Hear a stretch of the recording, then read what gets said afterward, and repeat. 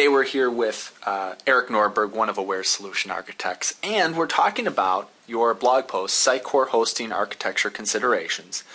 And I wanted to ask you, specifically, how would you work with a client to figure out an environment that best suits their needs? It would all start with the client's requirements. So I would try and break down what they need for authoring versus delivery. Probably the biggest initial consideration would be load. How much traffic does their site get? Will one server be able to support that?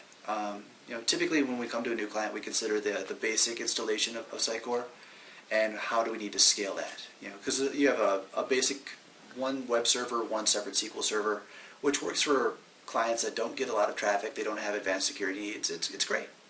And then you can scale that to multiple web servers for authoring, multiple for delivery, clustered SQL servers, so which gives you separation of authoring and delivery. There's redundancy in authoring and delivery and in SQL.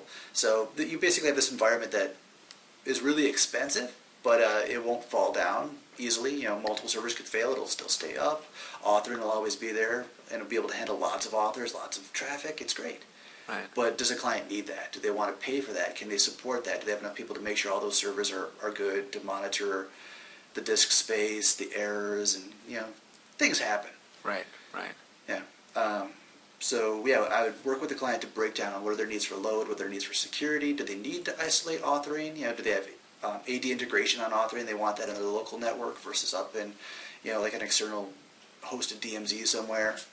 Mm-hmm. What do they need? And we'll gradually scale their environment to that. And maybe work on recommendations for how they would scale it in the future when they have a new site that's awesome and their traffic doubles, which should happen. Right. Yeah. Excellent. Well, thank you, Eric. Appreciate it.